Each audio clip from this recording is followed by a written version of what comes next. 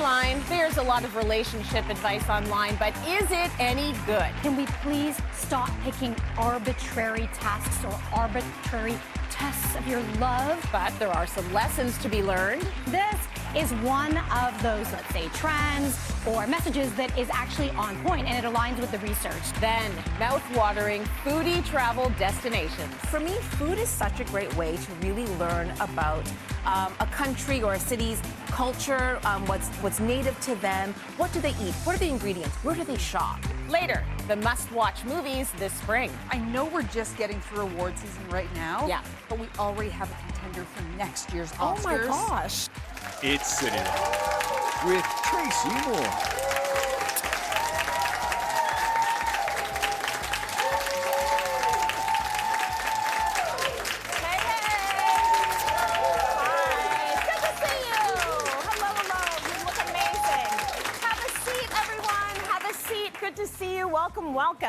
Welcome to Cityline. We have a fun lineup for you today with everything from must-watch movies to foodie travel adventures, so I'm very excited. But first, social media can set pretty unrealistic relationship standards. So to debunk some of the trends and test their accuracy is the very insightful Dr. Jess O'Reilly. Let's go talk. Hey! So excited for this. So am I. So we're getting so much advice about everything in our life from social media that sometimes it's good to just like sit back for a second and talk a little bit about what's going on, what makes sense, what's just kind of clickbaity that you might want to completely ignore. So the first thing we're going to talk about is the gendered hobby gap. What is that all about? All right, so there's this video going around, and this woman, this brilliant person, is talking about the fact that women's hobbies tend to revolve around the household and the family, and kind of occur around those schedules. And men's hobbies tend to occur around their own schedules and themselves. And this is one of those, let's say, trends or messages that is actually on point, and it aligns with the research. So we know that, for example, women who are parents versus men who are parents, men tend to have more leisure time. We all want more leisure time. Time is the number one thing that I see couples fight about. Yeah. So men on average who are parents have 2.9 more hours, almost 3 more hours a week. It's a lot of hours. Than the women, yeah. And so the women will kind of plan around taking care of the kids, running the household, and there's the mental load, the emotional load,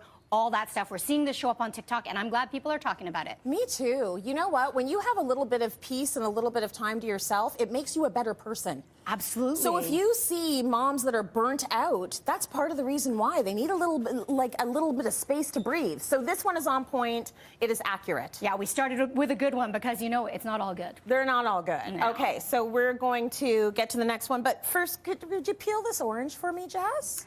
Tracy, for you, absolutely. Hang on. There we go. That's how you peel your orange, eh? You do like your orange with lipstick. I love it that way. Absolutely. Yes, and just a little bit of spit. Yummy. Listen, that actually means Jess loves me because this is a whole theory happening on social media right now. What's the theory? The theory is that if you ask your partner to peel an orange for you, it is a green flag if they do it and a red flag if they don't. Now, listen, I love favors. I love acts of kindness. We have a rich body of data showing that just performing an act of kindness is good for the nervous system. It soothes anxiety. It reduces inflammation. It reduces pain. Of course, it enhances connection. Yeah. But can we please stop picking arbitrary tasks or arbitrary tests of your love? Somebody's on the Peloton, and I go up to him and say, hey, peel this orange for me, and also, would you love me if I was a worm? Right? Okay, maybe it's okay that he doesn't want to peel the orange at that given moment in time, so be kind to one another, but don't pick these arbitrary acts for red flag, green flag, good, bad, and there is this dichotomy on social media that certain things are good and certain things are bad, but they're all contextual and highly individual. And they are all reductive. So it's a little bit too simple to say, well, so-and-so said no to peeling my orange, so we are no longer in love. It doesn't make any sense. Right. Anyone in the audience that is partnered up, would your partner peel your orange? If they would, give me some applause. Oh. Okay, Most of you were like, yeah, and one of you's like, I don't know. I don't know. I like the honest ones. Yeah, who are I like, don't know, "No." man. I don't know. Maybe they're gonna say like, forget, I don't have time to peel your orange. Let's talk a little bit about this bowl of delicious and scrumptious Doritos. So what is the Dorito theory? So the Dorito theory suggests that Doritos taste really good, but they're never satisfying, so you always want more. And now it's being applied to relationships with this theory that, oh, we're going back to negative experiences, negative interactions, and of course the language on TikTok is toxic. Everything's toxic. Throw out that card. Yeah. So we're going back to toxic relationships because they taste really good, but they're actually unfulfilling. So it's an okay theory if it helps you to reassess perhaps some connections that aren't as positive in the big picture, but it's also problematic because we are hardwired to be seekers. It is an instinct to seek more. So it is okay if not everything leaves you feeling 100% satisfied, and it's a reminder that your relationship is not there to fulfill all of your needs. Right? Absolutely. You have several relationships for that. One can't be all of the things, but the Doritos are very addictive. I want more. I think I have some in my teeth. Yeah, they're really, you really left good. me here with them. So what would you say of this trend, this theory? I think anything is fine as a framework if you find it useful, but as you said, I think you hit the nail on the head. Let's not be reductive about this is the thing by which I measure all my relationships. Beautiful. Okay, we want to make it too easy, I think, on social media. I've seen this one. It's the baby face app. It's so cute. So we got one of our producers, Tiffany, to do this with her partner. Take a look.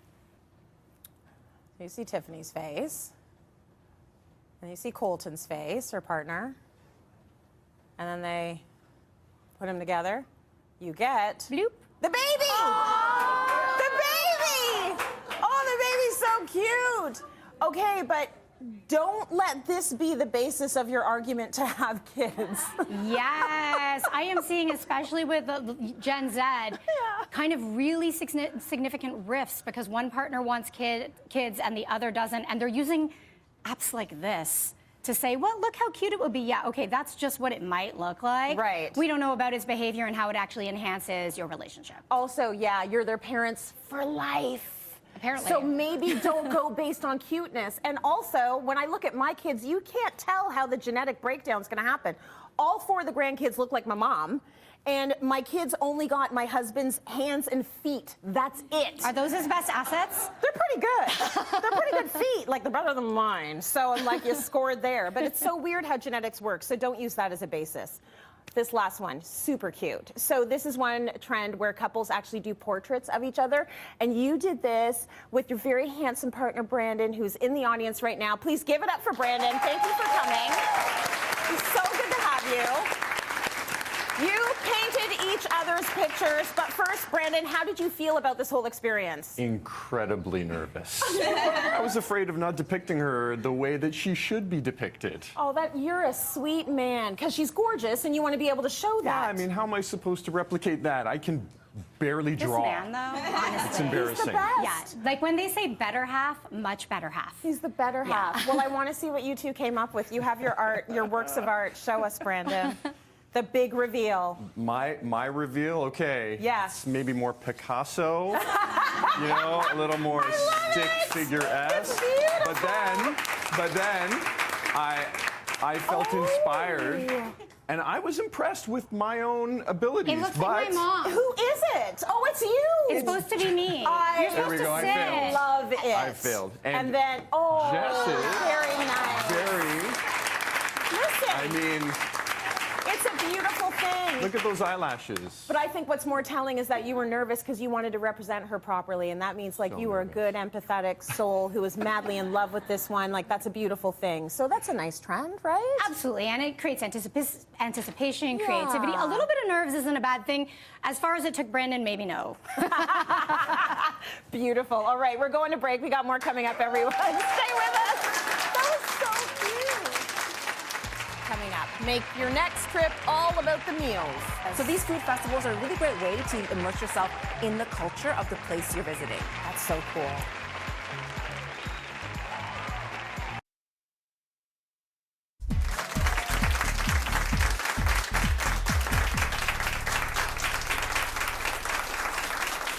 Welcome back, everyone. Is where to eat at the top of your list when choosing a travel destination? You know, it's kind of high up there for me. It's definitely top of mind for our next guest. With fun foodie travel destinations is professional eater, Pei Chen, what a job. What a niche you have created for yourself. I'm trying to get like a diploma or some sort of degree in that where they're like professional. Like I have my Professional PhD. eater. I PhD love in it. eating. Yeah, you love to travel, you love to eat, you put them all together, and you've had a lot of great adventures this way. Okay, so I want to talk about your recent trip to Taiwan. This is the first time going to Taiwan in 8 years. So Yes. you're going back in 8 years. Yeah. How was that whole experience for you? I loved following it on your Instagram. It looked gorgeous. I think a lot of people did love following it, and I'm glad. I'm always very happy and grateful for the feedback. You know, I always say to people, because like my parents immigrated from Taiwan to Nova Scotia when I was a baby, so I grew up in Canada, and so I really didn't know a lot about my culture growing up. We were my brother and I, we were the only Asian kids in our school. We just did what everyone else did, you know, and like, sure, we had like food that my mom cooked, but if you were like, what is Taiwanese food? If you asked me that as a teenager, I'm like, I don't know. It's just like what my mom made. Wouldn't have known a lot of like maybe the history of it or the origins of some of the ingredients or the dishes. So going back to Taiwan is always, for me, it feels a bit like being a tourist as well. And it's like very family focused, so we have a lot of extended family there. And so for my mom, it was nice to go back because she was able to stay for a bit of a longer period. And there was a as you know, like I love cookbooks. Yeah. And I learned a lot through cookbooks. Like I'm somebody who I've brought cookbooks on an airplane to like flip through them and read, because some of them have beautiful stories. You love cookbooks. I do love cooking, and sometimes it's the only time I have where I'm like, I can sit down for a couple of hours and I can actually read. So there's this cookbook I really fell in love with. I was excited when I heard it was coming out. It's called Made in Taiwan. And one of the co-authors, Ivy Chen, no relation. I've been following her on Instagram. She's a recipe developer. I just thought she was I was learning things through her Instagram, and she does private cooking classes. So I thought, you know what, the next time I'm in Taiwan, I want to do a cooking class with Ivy. And so my mom and I went, we did a private cooking class. And for me, food is such a great way to really learn about a country or a city's culture, what's native to them. What do they eat? What are the ingredients? Where do they shop? You know, where do they like to go out and get their ingredients from? And Ivy was just, she was so knowledgeable, and it was really fun to be able to pick some dishes from the book and experiment with them and learn from her. Like, you know, I didn't know about the colonized history of Taiwan. I didn't know about the Japanese colonizing, you know, and there's a lot of that history that comes through the ingredients and the food. And even for my mom, like, I mean, sure, my mom spent her childhood there, but she didn't necessarily know, you know, oh, well, this ingredient was brought over from here. This is why, you know, certain people didn't eat a lot of wheat. They didn't eat breads because there was no wheat. Like, it was rice-based. So it was just really interesting. And it was a really fun way to, like, spend a few hours and learn from someone who's local and also get their hot tips. Right? So I even wrote a travel story for the Toronto Star featuring Ivy and her local picks. It's like, where does she love to go for her groceries? Where does she love to go for her tea? What's new and exciting to her? And I think those are things that can really help you understand the place that you're visiting. Food is culture. So what a great way to travel, because you learn so much about a people, and I'm sure there's so many kids that came to Canada so young that resonate with your story, because you feel like you have a foot in two places. And sometimes you feel a bit embarrassed, like, why don't I know enough about the country where my parents are from? And I think you do feel a little bit like an outsider sometimes when you go back to, let's say, your home country. And if you don't speak the language, if you're not familiar with the food, you know? But it's really nice to be able to kind of like learn that and absorb that too. Totally. We need to normalize that, right? You went to this a baby onion farm? Just full of babies. Onion. So Onion Baby Farm. So my cousin is amazing. In Taiwan, he planned a lot of these little day trips for us. And that was also a really great way for me to like learn about the culture. So here we are walking along in our hats and rubber boots. And it's green onions. So Yilan in Taiwan is well known for their scallions. And this was like a 1 hour activity, excellent for kids. There were a ton of kids there, great for families, very inexpensive. You go, you get to learn how to make a green onion pancake or a scallion pancake, which many people are familiar with. You go out into the farm, they tell you how to like harvest them, you wash them. If you want to, you can like take them home. But it was like bundles. It was like a baby in your arm of green onions. And it's just like a fun experience, a fun photo op, and a really nice, you know, little thing to do, a nice little excursion. And you're learning, and it's interactive. I love that. Okay, what would be your pick for folks that want to travel but have a bit more affordable traveling experience? Well, you know, we often hear about the shoulder season, so that's like off-peak times, and that's frequently like the fall and let's say the spring, and because I also understand that for a lot of people, their vacations are limited to a certain period of time, especially if it's like their kids have only March break or they only have summer. And those are peak periods, peak travel periods. If you have a little bit of flexibility or you're willing to pull them out of school for a week, you could always go somewhere just off the tourist season. Prince Edward Island is one of my favorite places. And I was thinking about it right before doing this segment. I don't think I've ever been there during their summer peak season. I've always gone just at the end of the tourist season. They have a really great food festival called Fall Flavors in the fall. So it typically happens at, end of September, early October. And I went this past fall, and it was really great. I got to experience this mega Pagi experience, which is on Lennox Island First Nations, where we had like beautiful food. We got to interact and meet with the community. There was traditional crafts there as well, and smudging ceremony. Got to meet Captain Jimmy Bernard, who's a Mi'kmaq artist and a basket weaver, and just really got to see a bit of the culture that is very local and that we are losing a lot of. And for them, it was really much about keeping that culture alive and letting people know about the traditions that are on Lennox Island. And it was really a beautiful experience. It was a ticketed event, not something I would have been able to organize on my own. Right? So these food festivals are a really great way to immerse yourself in the culture of the place you're visiting. That's so cool. I like that. And it's all sort of done for you. You just go in and you learn and you do. Yes, and I'll say another place that I really loved on Prince Edward Island, and a lot of people do travel for nationally, is the Fireworks Feast. So this is in at Bay Fortune, which is a celebrity chef, Michael Smith, and his partner have built this beautiful inn, and they have this great organic farm, herb garden, and everything is served family style, cooked over wood, and it was just a really fun sort of beautiful meal to have, and really wonderful experience to have on the island. Very farm to table, right? Yes. We need to talk about this. You've actually resisted this entire segment. So here's popcorn, very famous in Chicago, and I know that you love Chicago as well. Right? I do, and not just for the popcorn. Not just for the popcorn. Architecture, everything. I love Chicago. So Chicago is a city that I haven't visited a lot, but I want to more often because for me in Toronto, it's actually quite close to get there. At the end of the summer last year, I went down for Pizza City Festival. Because you think pizza, Chicago, you're like deep dish, but there's so much more, right? Okay. So it was a fun experience to go down, and it's also something like a day experience is a really nice way to sample a lot of vendors, a lot of restaurants in one place. And I'll say that another event that I'm looking forward to is the hit show The Bear. There is a Yes Chef The Bear food tour.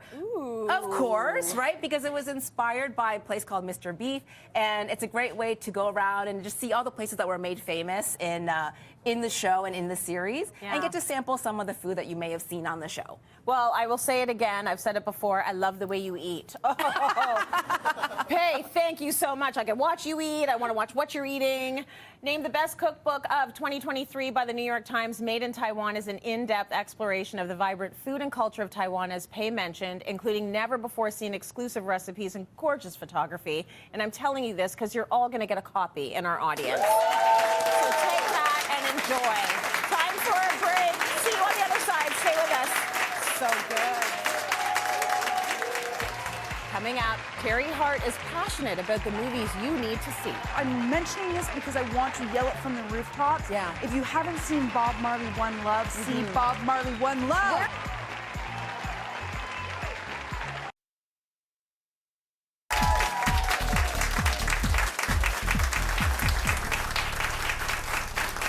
Welcome back, everyone. Are you ready to give your watch list a good spring cleaning? With the best movies to watch this season is the one, the only Terry Hart.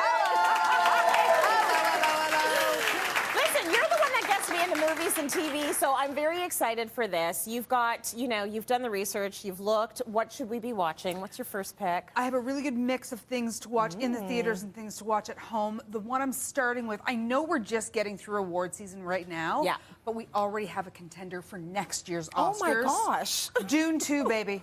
Dune 2. Okay. Yes. Okay. No, I know you're looking us. at me. Tell us. I can tell you're looking at me surprised because you're like, Terry That's Hart, I the know one? you, and I know know that. Listen, the first one didn't light up my world. Okay. Film bros, don't come at me. It didn't. It didn't have enough feeling, you know? Yeah. I like movies that make me feel. This one got me in my feelings.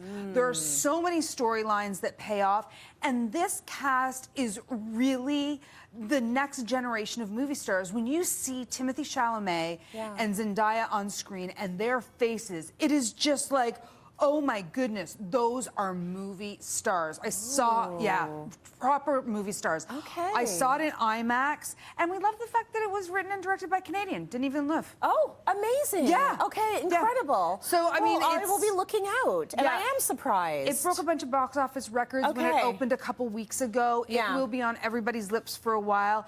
You should probably watch the first one to see the second one. But the husband came with me. He didn't see the first. He could follow And he was along. fine, right? Fine. Sometimes it's good too if the first one is like, Yeah. then you see the second one, you're like, oh my gosh, it's so much better. So that's kind of a good thing, right? Incredible filmmaking. Big Hollywood sci-fi filmmaking. Okay. The second one you've got on your list is a biography. Yeah, right? so I love a biopic that teaches me something and introduces me to somebody who I might not have known about, but really should know about, and that is Shirley. This is a biopic about Shirley Chisholm, who was the first black woman nominated to Congress, and then she ran for the 1972 Democratic presidential nomination. And it's a really interesting time in history because 1972 was the first year that the voting age in America went from 21 to 18. Okay. So it's a lot about the youth vote, and you're seeing here Regina King, who gives an It's Regina. Well, okay, so this is exactly it. She disappears in this movie. I was looking, I'm like, who's playing Shirley? Yeah, Regina King. Wow. And it is a jaw-droppingly amazing performance. One of those, like, she disappears into the role Like Malcolm performance. X. Yeah, totally. But also great performances by Lance Henriksen, R.I.P. to Lance Henriksen. He died last year, but he stars in this along with Terrence Howard, who are both part of her campaign group. This is on Netflix. Watch it. It's not only great, but it'll teach you some things that maybe you weren't aware of. Yeah. And the hardship she's endured, but it really focuses on the time and the place and the importance. Super worth watching, especially in an election year this year. And that is history, the history that, you might not be getting in schools. So it's nice to see these films that are catching us up, right? Yeah, absolutely. What do you got for us next? Okay, so this movie, it is called 500 Days in the Wild. She had to get, settled in. What's going on? Okay, so we're going from big sci-fi to a biopic, and this is a documentary, 500 Days in the Wild. It's on Paramount Plus. It is about a Canadian, Diane Whelan, who set off from Newfoundland to Victoria. Okay.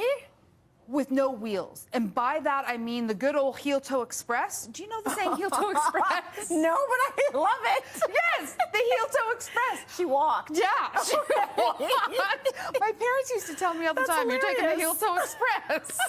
My favorite mode of transportation. Exactly. Absolutely. So she heel-toe expresses it from Newfoundland to Victoria. Of course, there are lots of waterways in there, so she's kayaking and canoeing. She really did this to unplug, to stop the noise. She wanted to get quiet. And I don't know anybody who hasn't felt that. Her lessons that she learns along the way are incredible. The nuggets that she drops are like, woo, stop the presses. I need to be reminded of that. And one of the things, Trace, that was so heartening watching this is 100% of the people she came across in her travels were kind and lovely and helpful. And she talks about the fact that there is more niceness in the world than shadow. And that really stuck with me. Yeah. It took her a lot longer than 500 days. I am not going to ruin it and tell you how long it took. But this is an amazing movie. 500 I'm Days in the shocked Wild. that I didn't know she was doing that. That's what I'm shocked about. And the other thing is, you and I have talked about this many times, the fact that I do believe people are essentially good. I do and too. everything I'm seeing and watching is telling me otherwise. So it's really nice to be reminded of that, right? Yeah. Thank you for that. Okay, your next pick is a remake? Yeah, this is a remake. If you were an 80s kid, if you know the 80s, Patrick I remember. Yeah. Patrick Swayze, yes. He maybe made you sweat, Yes. maybe made you, you know, all the things. The long hair and all. Yeah, they've remade Dirty Dancing a bunch of times. Yeah. They are not remaking Ghost. Do not touch that movie. Don't do it. But they have remade Roadhouse. Okay. This time with Jake Gyllenhaal. He plays a Oh. UFC fighter. He's always good with the action stuff. Yeah. And I thought I'd throw a little, you know, testosterone in my list. Yeah, why not? And Conor McGregor. Someone's getting punched out. In the Yeah. Like, okay. If you like action, this is set in the world of bouncers and UFC, and so the action is going to be big and bold, and that's going to be on Prime Video. Okay, very good. You can watch that one at home. Your next pick, romantic comedy. Tell me more, because I don't see enough of those. Tell me, rom-com. God, what do you got? Well, the Hallmark movie isn't just for Christmas anymore. Good. This is kind of like a St. Patrick's Day, Boxing Day, Okay. I guess is where we're at. Okay. And so we've got Lindsay Lohan in Irish Wish. Okay. Or it should probably be called Irish Be Careful What You Wish For. Okay. She plays a book editor who thinks she's in love with the author that she's working with. Yeah. He's marrying her best friend, which is complicated. And then she wishes, and her wish comes true, that she's going to marry Paul. Surprise, surprise. Paul might not be the right fit for her, the right lid for her pot. Yeah. And she discovers things about herself. This is a really, really easy-going, easy-breezy rom-com. You can watch it with the whole family. Yep. Sit down, Netflix it up, and you're good to go. It's already happening. Eva and I are going to devour that 100%. And some popcorn. We've got some popcorn here. Take that popcorn home with you. Your last one. Big one. My last one. Okay, so I'm mentioning this because I want to yell it from the rooftops. Yeah. If you haven't seen Bob Marley One Love, see Bob Marley One Love. Where do we see it? Because I missed the screening. Okay. Valentine's Day it was out. Yeah. So it opened about a month ago. Yeah. It will still be playing in some theaters. Okay, all and right. then it's probably going to be on Paramount Plus. Okay. I loved this movie. Kingsley Benadir and Lashana Lynch playing Rita and Bob Marley. If the awards gods can remember them for next year, I would love it. Yeah. It focuses on a very specific time in Bob's life when he was making the seminal Exodus record, and also when he was putting on a free concert in Jamaica that ended up threatening his life because of the political turmoil in Jamaica. Yeah. But I feel like the movie gives us enough of all aspects of his life, so you walk away really understanding how important Bob Marley was, not just to Jamaica and the Jamaican diaspora around the world, but to culture, to an ideology that was filled with goodness. So Bob Marley One Love, really, if you missed it, catch up with it. Terry Hart, thank you so much. We're going to break. More coming up. Stay with us. I'm so sorry I missed that one. Coming up, I take a big step toward becoming a knitfluencer.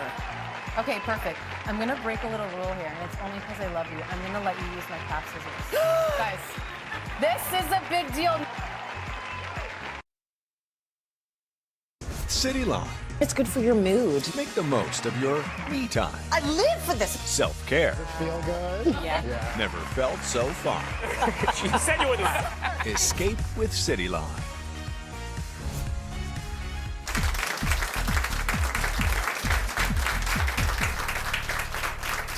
Welcome back. The last time our next guest was here, we knit a hat in 5 minutes flat. With the latest trends for crafters is crochet and knit designer April Galoo. So good to have you back. So, what's going to go viral today? What's what going viral making today? Okay, you can tell we are working with pom-poms today. So have you ever seen one of these? Our audience, have you ever seen one of these? Yes, you have. Thank you. Oh, you have? She's my best friend now, yes. Okay. Pom-pom makers, okay? So these are make life so easy when you're making a pom-pom. All right. But when you think of pom-poms, you think of hats. You think of a pom-pom on a hat. Yeah. But there are so many projects you can make with pom-poms. It was very hard for me to narrow down what I wanted to show today because there's so many different ones. Okay. And it's so easy. I'm going to be using a clover pom-pom maker. So I made all the poms here. You can see all the different sizes it comes in. so many projects. I'm gonna show you 2 beginner-friendly ones, and we're gonna end off with some like pom-pom art. It's really cool. Okay, so show me the first one. We are well, gonna first do a we gotta make a pom-pom. pom-pom. I'm gonna show you How how to make a easy it is to pom-pom. make a pom. So I've set this up for you. So I want you to just start wrapping. Okay. Just wrap this side here. So when you get your pom-pom maker, it's going to look like this. You are going to wrap each side just like that. And if we want to get a close-up of how this looks, there are sections in each part of the pom-pom. So you want to wrap a section and then match it on the other side. And the reason you do that is because you want to have it the same thickness throughout. So you want all your pom-poms to look the same. I don't think I did what you said. You did a great job. No, Yeah, that's it's perfect. okay? It's Okay. perfect. Yeah, Awesome. so you're gonna do that and you're gonna wrap it and wrap it. Oh, you're so fast. Yes, we're Okay. gonna do this quickly, but it is very fast. And once we've got it covered, I want you to just close it up like this. Okay, perfect. I'm gonna break a little rule here, and it's only because I love you. I'm gonna let you use my craft scissors. Guys, this is a big deal. Nobody uses my craft scissors. Look at them, they're gorgeous. I'm if you trying break not to them, break- I'll try it's not to gonna break be It's everything. gonna be a problem. Okay, Yeah. I'm holding it gently. Okay, so you're gonna follow along the line. You're just gonna start cutting. Cut, cut, cut. Oh, this is satisfying. So, and see how good it is? You need sharp scissors to make pom-poms. You need it. So you need to invest. don't go and cut your No dull, yeah, we don't want that. Your You're school doing an amazing projects or job. anything no, with it after no, this? we're gonna No. cut this off, and I'm Okay. gonna give you a little bit of string here. And then this is what we're gonna do. You're going to tie it like this, right in between there. Okay. You're gonna double knot this. And it is going to, the pom-pom is just gonna fall right out of this pom-pom maker. Oh, okay? I see. Yeah, it's so easy. Look how good I am tying knots with I my can't nails. believe you do Isn't that with your great? nails. That's I know. fantastic. Okay, so I'm gonna show you. So what you're gonna do, you hold it, pull the 2 ends like this, the colored ones. Oh, perfect. okay. And then you're gonna pull the middle apart like that. Yes, and there's your pom-pom. Look at that. Oh my gosh. Yeah, and That you're is just gonna roll it like, incredible. you know, like a cookie dough ball. Yeah. You're gonna take it and you're just gonna cut off these little straight ends. Now, this pom-pom literally fell out of that maker looking perfect, and there's a reason for that. Why? So I chose this yarn specifically. It's Wool and the Gang Feeling Good yarn. Feel this. Wool and the Gang. It is feeling they- good. they do feel yarn. they feel really They feel good. really good. Yeah. So I wanted it to look lush and luxe. You can use any type of yarn in a pom-pom maker, any material, cotton, linen, but bulky and like soft, squishy yarn Yes. makes all the difference. Very So nice. that's why they look so perfect right now. Yeah, they're fun to touch. Okay, so now we've got our pom-poms. You can make as many pom-poms as you want. What's our first project? First project. Okay, so I'm going to reveal what this is because this is what I did. So I made 6 of the exact size pom-pom. I double-stranded a ivory and a purple. Nice. And then I cut out a circle. This is just a gift box. You know, I just wanted something light. So I'm going to show you what this is going to be. Can you guess? It looks like a flower. It's a flower. It's like flower? a daisy. And I made some in traditional colors. Look how cute these look. Oh, these are pretty. Yeah. So these Very nice. have been trending all year. People use this in nurseries, baby rooms, you know, little ones at home that have this cute decor. I've also seen this in dining rooms with like that 70s retro vibe. Nice. Very lightweight. Yes. And it's just hot glued on top of this. You can add, you know, double-sided tape, a hole, hang it on the wall. Beautiful. And yeah, isn't that so cute? These are very cute. I can see this in a nursery. It'd be gorgeous. And people sell these Of online. course, yes, I guess they There's would. yes. So go make some money. Make some money. Okay, what is your next one? Because I'm gonna let the audience hold this one. Yes, go and It squish doesn't it. feel so good. It like it feels feels nice and so squishy. good. Just hold They're it. so and squishy. Oh, they're nice, right? Pass it down. Right? Okay. It's so soft, right, guys? This is a step up your next project. So this. Something happened. Did it I break? don't know, but they like it too much. Don't break it. Okay, so this is yeah, and don't break it.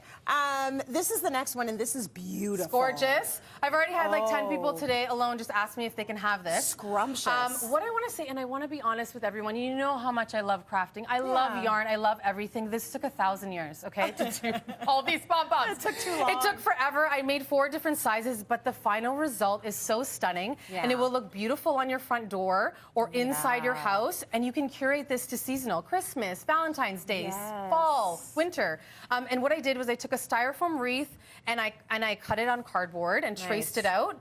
It was easier to hot glue to a flat surface. Okay. You can absolutely use styrofoam, but you'd have to make more palms, so that's not what I was going to do, and that's the Forget it. last one I'm ever making. All right, got it. So enjoy this. So enjoy that. Last Okay. up? Okay, last up.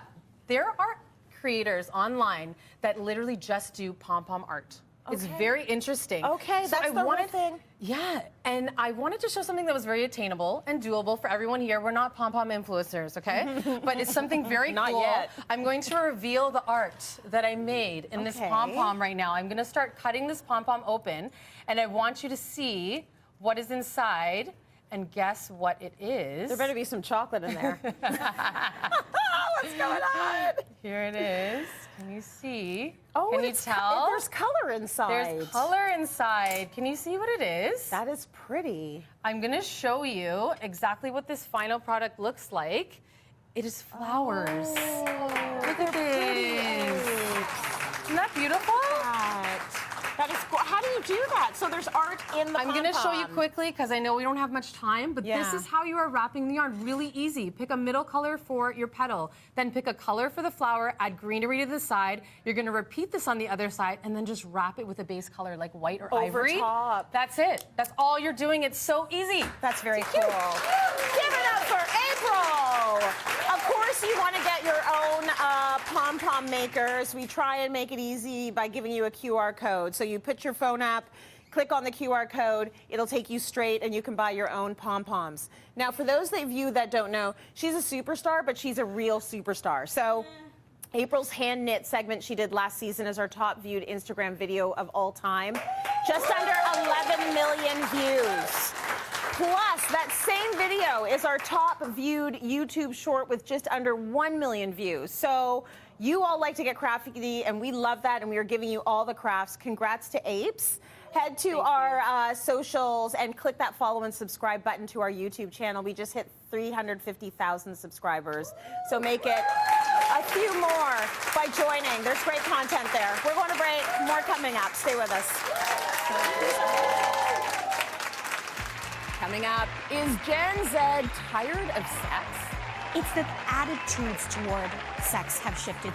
So there may be more people abstaining over time, but also they're just tired of sex being shoved in their face, and they're not the only ones, right?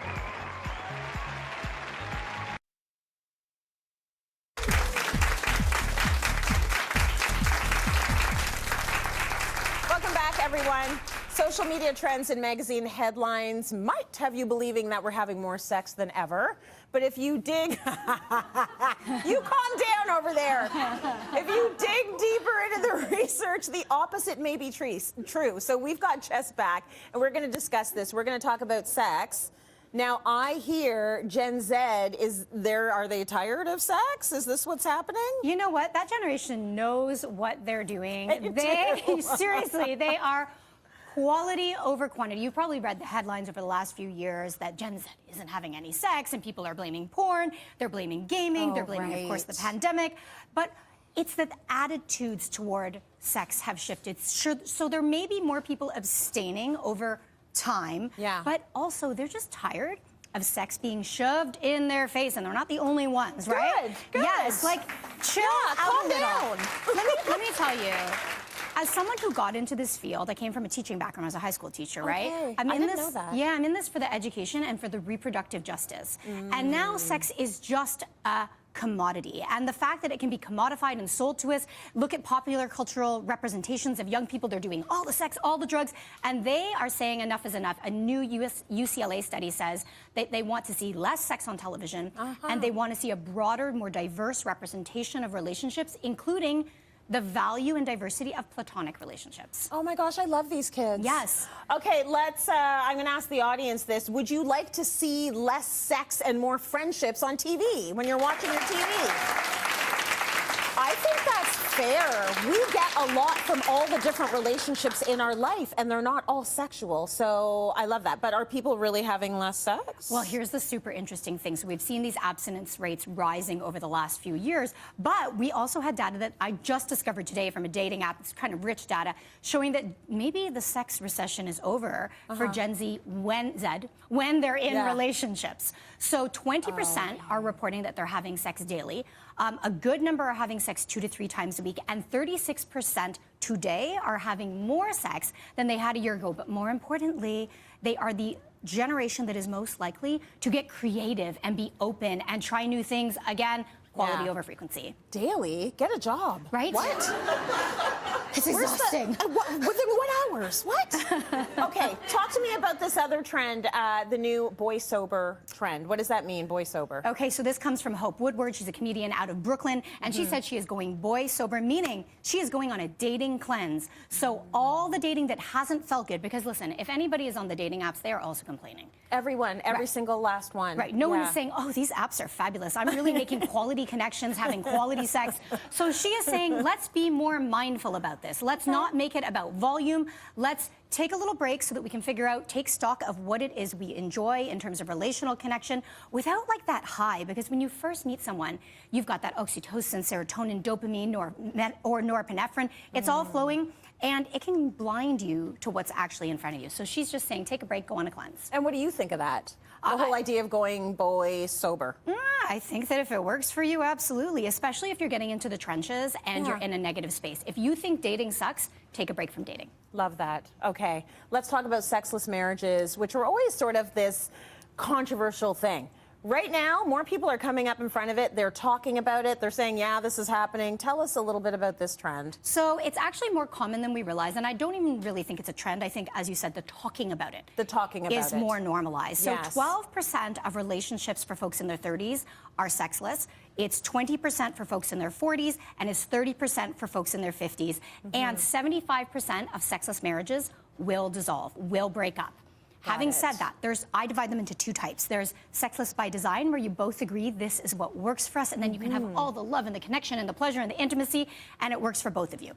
But most of these are by discrepancy, meaning one of you wants it, one of you doesn't, and it always, inevitably, leads to conflict, tension, resentment, and other relational issues. Okay, so if you both don't want it, it's fantastic. If one wants it and one doesn't, it's a problem. I just like the fact that we're normalizing not having sex in marriage, because at some point there was this idea you're supposed to have it 3 times a week, or you're supposed to have it once a week, or your marriage isn't going to work. And I'd be looking at the calendar like, oh my God, carry the one. Did we do it? There's Wednesday, there's Saturday. Like, I don't want to stay with him. He only got it this time. It's a 0.5. Right? I'm only counting that as a half. Does that add up? So I love the fact that we're sort of normalizing, do it at your own pace or not at all. What do you do if there is the discrepancy, though? Right, so you do have to talk about it, and it's not a one-shot conversation. So folks who are accustomed to shifts in business are familiar with first-order change and second-order change. For first-order change are changes within the existing system, and second-order is changing the system itself. So, for example, in a sexless marriage, a first-order change might involve changing what you're doing so it's more desirable to increase libido. It might be making a fire and ice list so you can understand what your erotic triggers and your erotic killers are. It may be making more time and making lifestyle changes so you can have the energy for sex, because so many of us who don't want it, it's because we are completely drained and depleted. If you go through first-order changes over time and none of them work, then you have to go to second order, and you might have to shake up the system, the relational design itself. Okay, good info, Jess. Thank you so much. A lot in a quick minute, I know. Yes, big but topic. You did it. So thank you. Let's go to break. We'll be right back. So good. Yeah, thank you. Yes, you. I've got a seat in Cityline's audience waiting just for you. Head to cityline.tv/tickets to go behind the scenes with your favorite experts, the chance at great giveaways, plus all the unexpected fun of bringing Cityline to your screens. What are you waiting for? Go click. We can't wait to see you.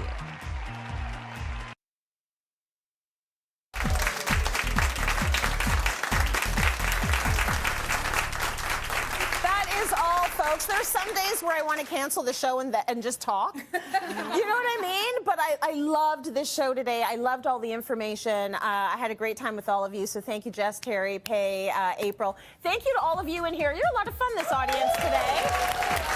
And very well dressed. My goodness. Nice to see Brandon. I got to meet Brandon today. Her, you say, your better half. My much better. I see him like chatting up in the audience. I feel like he's being a disruption. He's making friends. Thank you for joining us. See, that's his friend.